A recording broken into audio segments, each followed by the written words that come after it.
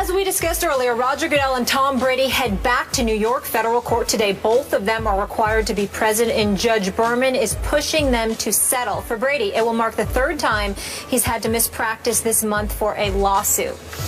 New note here. Giants co-owner John Mara has joined NFL Commissioner Roger Goodell and Tom Brady in a meeting with U.S. District Judge Berman, court judge, excuse me. And Mara chairs the NFL's executive committee, which oversees labor matters, and had been asked by Judge Berman to help the two sides reach a settlement.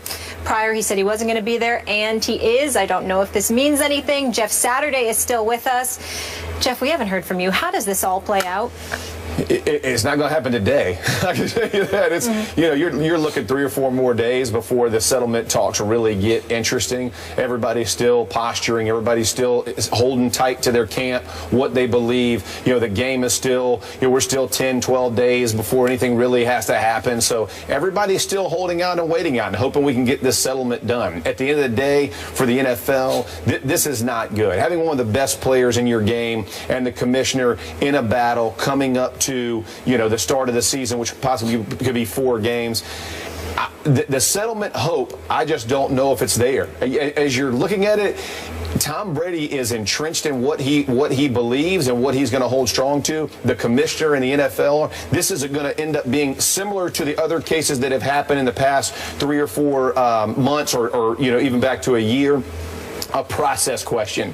Should this penalty have been placed on Tom Brady, or should it have been placed on the team with an equipment violation? That's really what this is going down to. This conversation has nothing to do with, did you know about the deflation of footballs? Did you know about the PSI? Were you telling people? We're way past all of that. Berman is looking for, can we come to an agreement on, does the team have to take the brunt of the punishment, or does Tom Brady? And that's what Brady, that's his whole case, is the process fair? And if the process is unfair, the whole thing will get overturned. But that's what you're rolling the dice on. I do need to mention one thing. This just came down. There will be no settlement.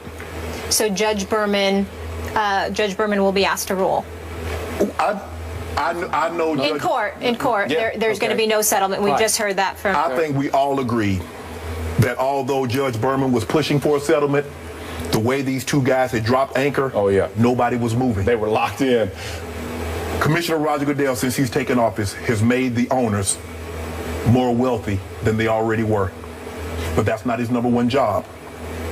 Handing the Lombardi Trophy to the owner of the winning team in the Super Bowl, that is not his #1 job. Commissioner Roger Goodell's #1 job is to protect the integrity, the competitive integrity of the National Football League. There are some incidents, and you'll know what I'm talking about, Skip. In the Dallas game in the playoffs, there was a flag thrown for pass interference. It was picked up. You go to Green Bay, your same Cowboys, there was a catch that wasn't a catch. And then you had a team on the 1-yard line throw a pass that possibly cost them the Super Bowl. People start to think, if the people ever believe that what they're watching on Sunday is not on the up and up, you got WWE. And if you ever lose that, it's never coming back, Skip. People believe, no matter how big a disadvantage, that their team has a chance. Okay, I will give you that as far as you want the integrity of the game. However, in the same year, we had Minnesota heating up footballs because of the cold weather. First time offense. Okay. This is his first offense. This is Tom Brady's first offense. So what I'm saying is, had we just dealt with the equipment issue on that, it's a $25,000, $50,000 fine. It was reported that they had won. That's why think about all the people that was at that championship game. Right. Troy Vincent, everybody that was somebody other than the commissioner showed up at that game. So they actually knew something could possibly go down, Jeff. Yeah, okay. I'm with you. I'm just saying, if we're talking about a competitive advantage. Yes.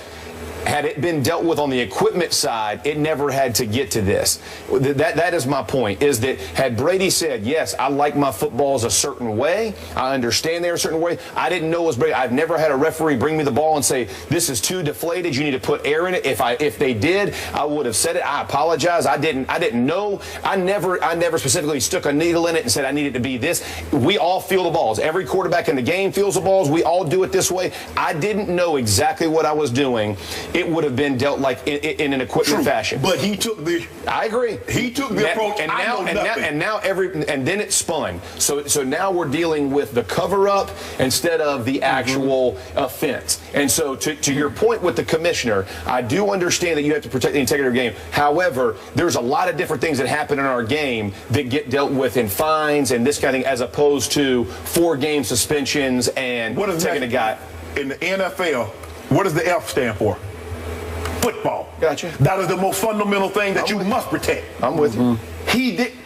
You and I both know, Jeff. You've been in locker rooms. You know, equipment guys don't tinker with your equipment unless you ask. 100%. And you actually think about it. No. There are 32 teams. There's probably 3 guys that work full time with those footballs. Right. You actually think they would do something to mess with a football? And that's what I'm saying. That's where the whole thing derailed. Yeah. Is that when you got up on television after they and said that, every player in the NFL, and here I was, Mark Brunell, those guys, they lost their mind. I agree. Because they took that intensely. So Shannon dug in early on, just after the Wells report came out, and he dug in again to start this show today, and you said Tom Brady cheated and he lied about it. More probable than not. No, you said he cheated and he lied about it. You are convinced that's what happened. More probable than not. Okay. I'm 50.6%. Well, now you're wishy-washy about it. No, I'm using the standard that the NFL use, Skip. Okay. They don't need definitive proof. Okay. They don't need eyewitness testimony. They don't need DNA. Here's my standard. More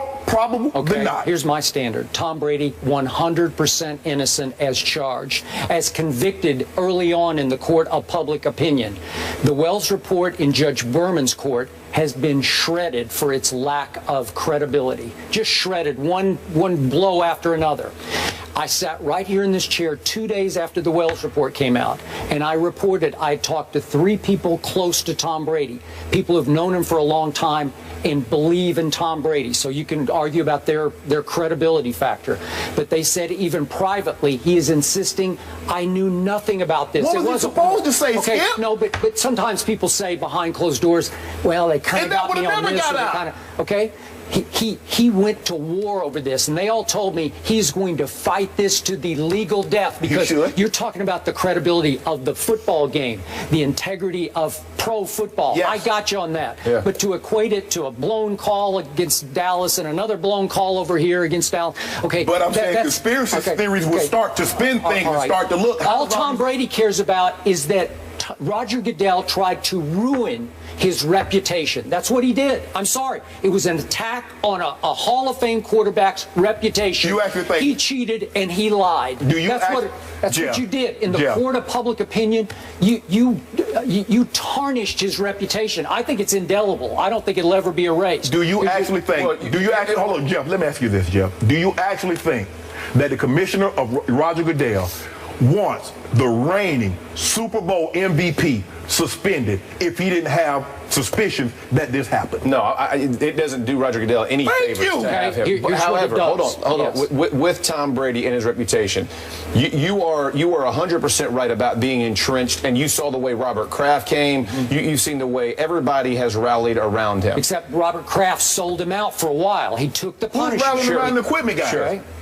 That was my first point, is what we know about the 4 games. However, the 4-game suspension that we're talking about, as you're looking at how this impact, it does become, does the punishment fit the offense? So is 4 games way heavy, way strong? Absolutely. If you look at the way we have punished guys in the past, and that's what I'm telling you, going back to the process of what should the punishment have been. Even if you think he did know, what is the offense? Is it that he knowingly stuck a needle in the ball and decreased it? So what should the offense be? Should it be the same as heating up a football on the sideline? Yeah. What should the offense and what should the punishment hold? That's where you get into it went way overboard for everybody. Okay. And I'm telling you right now, if I'm Tom Brady, you try to suspend me for 4 games for that, and I've seen what guys who in real life have done much more severe things. But here's the thing. No.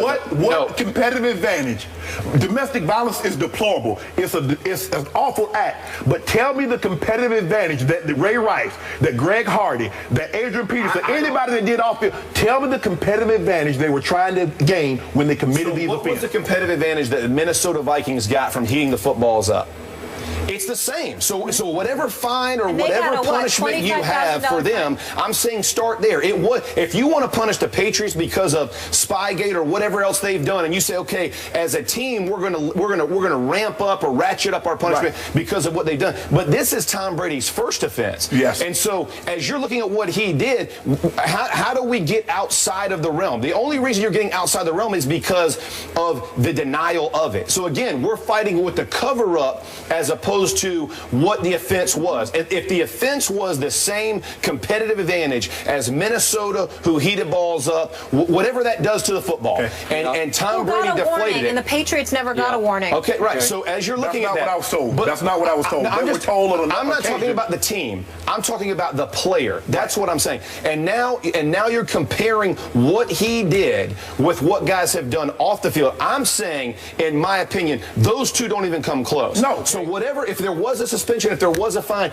it's the punishment of the cover-up. I get that. Here's the question. Wait a second. There's a much larger game being played here. What is that? The commissioner wanted to punish the New England franchise for what is considered by many to have been serial cheating over many years, going all the way back to the first Super Bowl. Right. So how the coach got completely exonerated here is mind-blowing to me. I'm sorry, and I have a lot of respect for Bill Belichick, but he was let completely off the hook early on by the Wells report. He said talk to the quarterback. He wouldn't know. He wanted no part. If you've been in a locker room, you know that head coach ain't coming to field. I'm not sure about that, because that guy knows the socks and the jocks, man. He knows everything down to the most minute detail. It's a guy who's been in the league for how many years? He's not micromanaging Brady. But he's now seen as Lombardi-esque, as Bill Walsh-esque. Agreed. And Robert Kraft is one of the most beloved owners and respected owners in the league. So you can't go after that guy or the coach. So you pick on the 38-year-old quarterback who might be in his last couple of years in the league, and you say, we have to nail it on somebody, so we're going to frame the quarterback. Frame? Frame. No, frame. It's going to come down. There's no direct evidence. Berman concluded. It's going to come down evidence. to Article 46, that the owners and the players, does Commissioner Roger Goodell have the authority to suspend Tom Brady for 4 games for what he deems is conduct or integrity. Detrimental. Okay, that's the issue. Let's see what the court rules about that. And listen, and the NFLPA is going to say this is an issue of equipment. This is not an issue of conduct detrimental. This is an equipment issue. It should be handled to the team and the team alone. That's going to be what the judge has to decide. So Berman, he'll just throw up his hands and say, take it to the appellate court. That's what's going to happen. And Tom Brady will get an injunction, be allowed to play the first 4 games. Okay. Is that That's what I believe. I'm betting a salmon on that. I would be shocked. I would be shocked at that. I mean, I like where your head is. Now you talk about just ramping up all kinds of people watching games. Well, we're going to tear it up. They're winning. We're dropping banners. We're doing all kinds of things. Week 1? Is that what we're calling? Yeah, that's what I'm calling. All right. Ring ceremony week 1. Skip Bayless. Steelers Patriots in Foxborough on Thursday night. Okay, so Brady and Goodell were in court today. We just found out they will not settle. Judge Berman will rule by Friday, possibly Tuesday or Wednesday. This just in. Jeff Saturday, thank you so much for being with us. That was fun. Good job. All right, are we sold on the #1 draft pick, Jameis Winston? Is he the real deal? We'll discuss that next. Stay here. This is First Take.